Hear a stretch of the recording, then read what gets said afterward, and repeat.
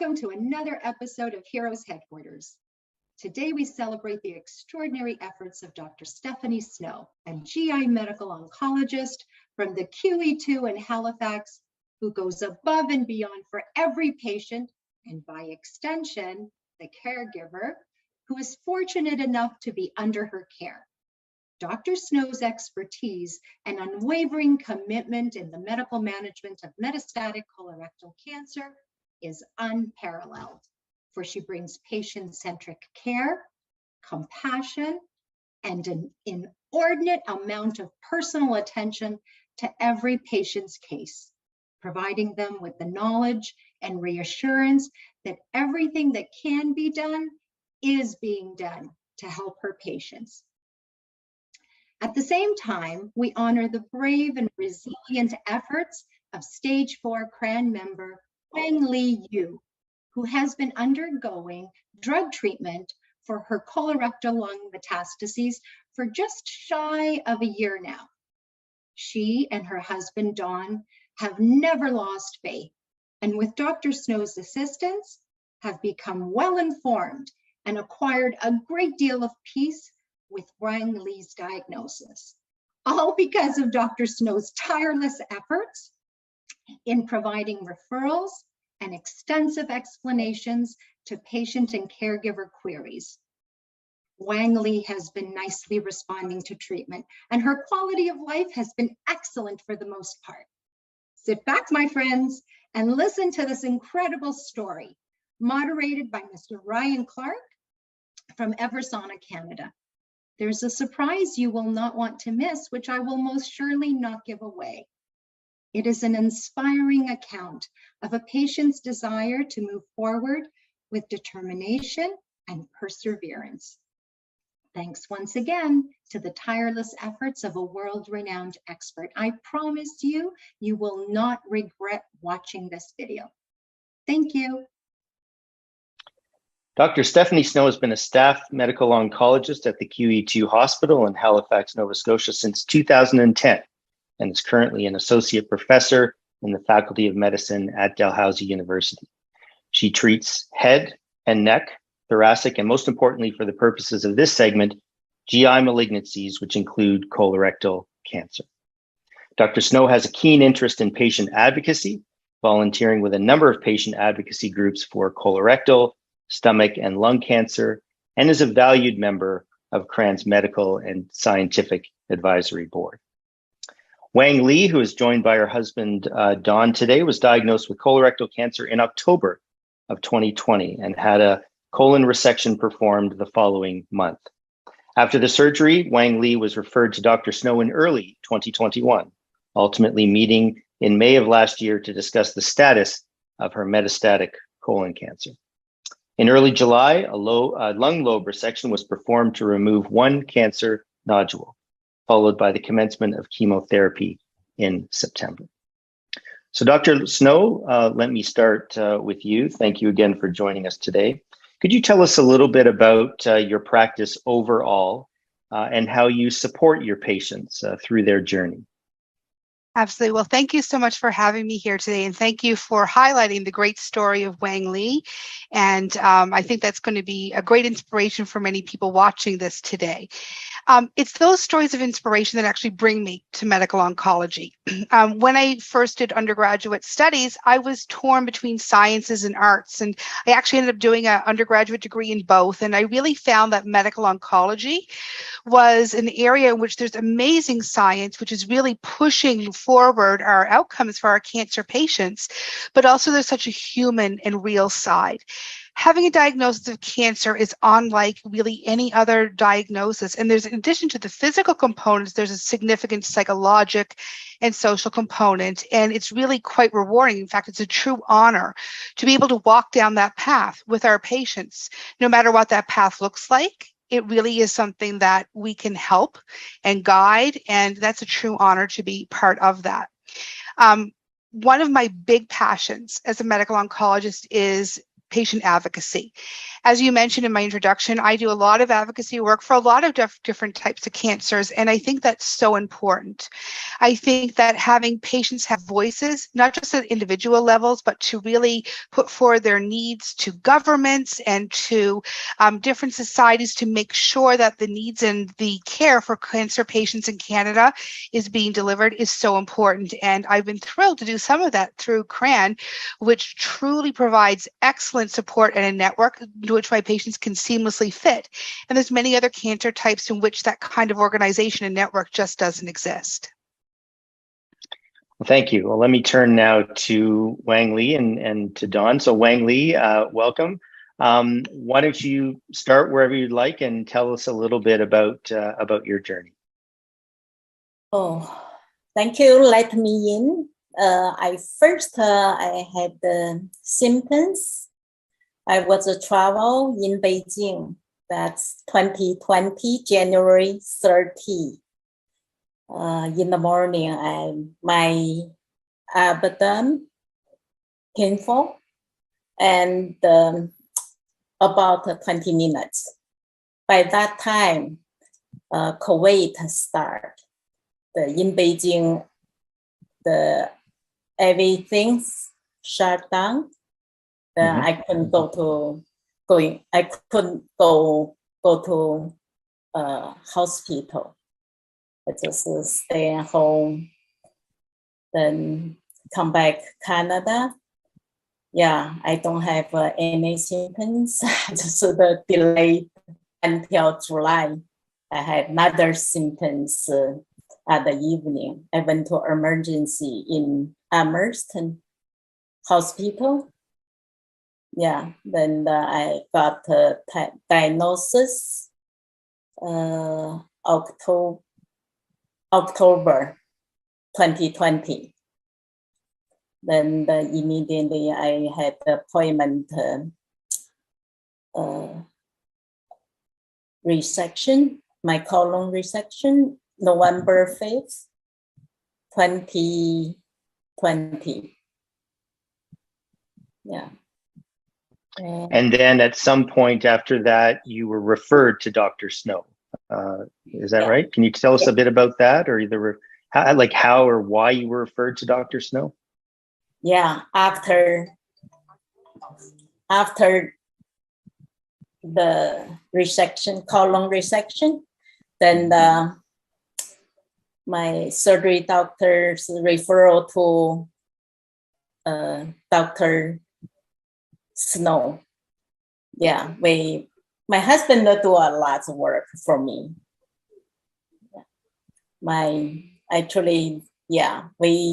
Because we don't know Dr. Snow, we research on internet. Yeah, we found that she's a best oncology doctor in Nova Scotia. That's a way confidence go see her.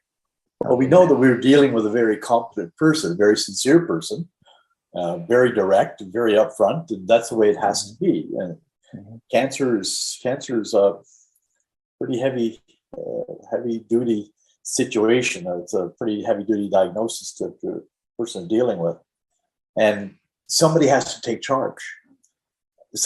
You have to know that people are in control, and from that aspect, yeah, Dr. Snow was right there. For myself, I was just totally unaccepting of the whole diagnosis. Wang Li was more accepting of it, not me. I just, no way that this could be happening to my wife. A cancer like that is, people are having a certain type of lifestyle. They don't watch what they eat. Wang Li is just not there at all. Nobody eats better than my wife. So Dr. Snow, maybe let's talk about that. Dawn has said, this didn't make sense for my wife to have this kind of cancer. What can you sort of tell us about those, perceptions and realities when it comes to those kinds of things? Absolutely. So cancer is a horrible diagnosis, and nobody deserves cancer. And regardless of environmental risks or lifestyle risks, which can increase the risk for getting cancer, at the end of the day, it's just bad luck. And sometimes there's nothing you can put your finger on. You can be as healthy and exercise and do everything you're supposed to. And sometimes just bad luck happens. And that's part of that psychological suffering. Why did this happen to me? Why did this happen to my wife? Why did this happen to my child? And that's something that we see on a day-to-day basis in our clinics. And that pain, that questioning, that almost existential questioning is such a real form of suffering. And part of what we can do is just to acknowledge that. And sometimes when I go in a room, the first thing I just want to say is that, you know what, this sucks. I'm so sorry that this happened to you. This is nothing you did wrong. This is not that the system let you down. This is nothing but bad luck. And I wish this wasn't happening to you. But then, as Don also pointed out, one of the most therapeutic things that we offer as an oncologist is a plan, and somebody who can make a plan and say, this is what's going to happen. And say, I wish this wasn't happening, but it is. But now we're going to do this as a team.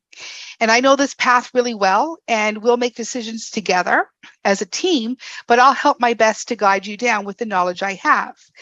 Now, Google is a great thing for many things, but it can be very detrimental if you go down a deep, dark pathway with sometimes the cancer information.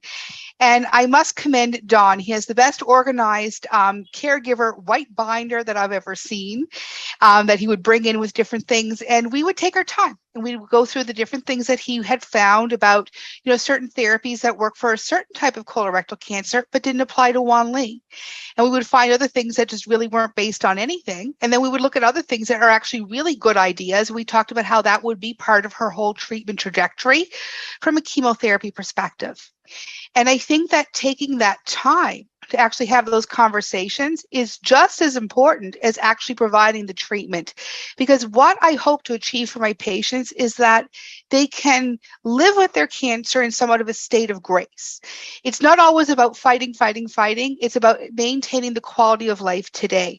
And there's a time to fight, but there's also a time in which we have to say we have today.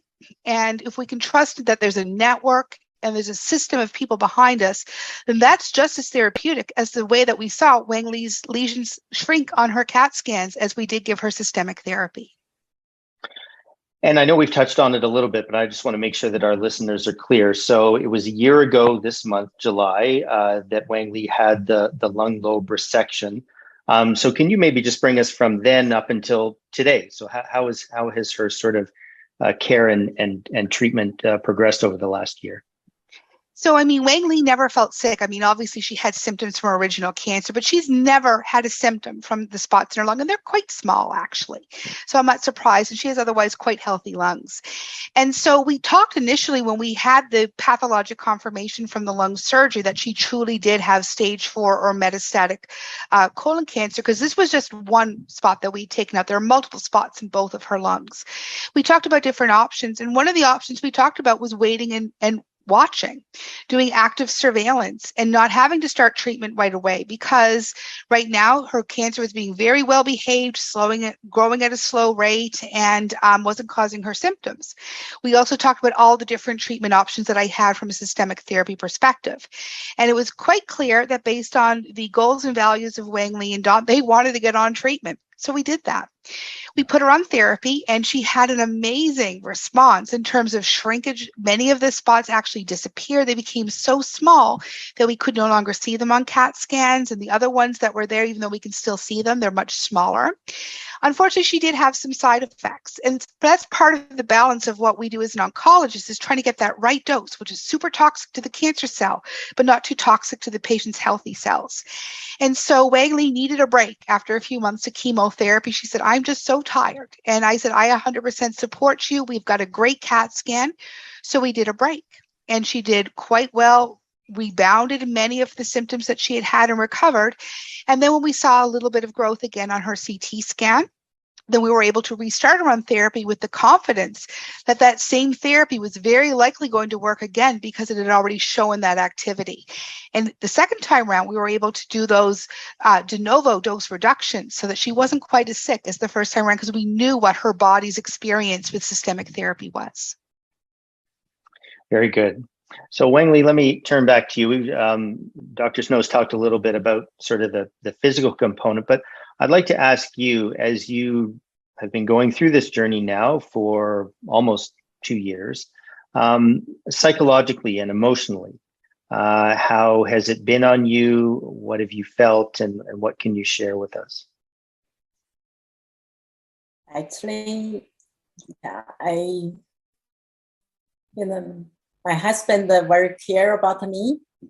Yeah, and I had no idea, for my situation. I just keep going, and we have a good doctors, good treatment. I just keep going. Now I just working at the restaurant. Yeah, exercise every day. Yeah, often sometimes I just keep busy, forgot about everything, forgot about the negative things. Just always feels positive things. That's I feel I have a good husband, a good doctor, good friend, good flow. I joined the CCRN, the group. Yeah, that's I feel I'm a lucky person. Actually the cancer come to me. That's why I'm a bad luck. But I feel I'm a lucky person. My wife is going to live forever. I don't need a forever. So during the break that Dr. Snow mentioned, we were having coffee. It was in February of 2022, and I read an article on CBC about a lady in Toronto. It was a fairly young lady that had a surgery postponed due to COVID, and that it was due to the interjection of Philomena Servideo with CCRAN, that the duration of this delay in the operation was only for 4 days. So I said, okay, colorectal cancer research and action network. So back to Google, and I found that out, and really, I've said it before, it's the best Google I ever made. It was it was phenomenal, because we got on the website, saw everything about colorectal cancer research and action network and the people, and looked at some of the stories. I made contact with the information email, or through the information email, and within 20 minutes, I had an email back saying, we're having one of our group video conferences this afternoon. Come on, join. And I'm absolutely blown away by just every aspect of it. The people that were involved, there were 22 people on the call. The call went on for almost 3 hours. And the stories that we heard, and the love that we saw, and the support, and Philomena smiling and encouraging people. There was another young lady, a doctor on the call too. In any event, it was an eye-opening.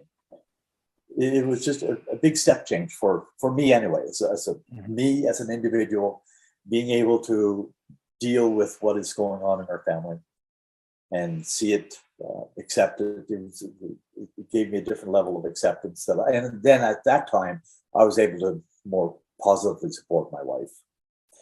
So let me go back to, I'm going to come back to the two of you, but let me go to Dr. Snow and just start to wrap up a little bit. So Dr. Snow, any words of wisdom for patients who are embarking upon, I'm going to say a similar journey, but it doesn't have to be a similar journey, but all that we've sort of been talking about today that you'd like to leave our listeners with? Absolutely. The most important thing I think to know is that you're not on your own. You're not alone. There are the healthcare practitioners that will care for you, but there's also a network. There's a network of fellow patients. There's a network of advocates. And with their support, we hope that hope will be a major part of your cancer journey. No matter if you have a curable cancer, an incurable cancer, hope and really focusing on sharing and making every day you have the best day possible is very achievable. We see many families like Dawn and Wang Li where there's so much love. And we see some other people, though, unfortunately, they don't have a great caregiver like Dawn. I just wish I could write a prescription, one supportive, partner, just like Dawn. That might be just as effective as some of my medications, but some patients don't have that. But to know that it's out there in forms of CRAN, it's out in the form of other patients who have been through all this. And of course, the other thing is to remember that your journey with cancer is your journey and it's unique. And your cancer is not the same as the guy next to you or the lady next to you in the treatment center. And it's important to ask questions. There is a little bit of a surprise to this story, and I'm not going to give that away. I'll let Wang Li and Dawn tell that. But that is just another example of there are always different answers for everybody. And Wang Li's story is somebody with metastatic bowel cancer to her lung with multiple spots involving both lungs is unique compared to many others with that same diagnosis. All right, well, I want to get to the surprise. So Wang Li, Dawn, back to you. Tell us what the future holds for the two of you.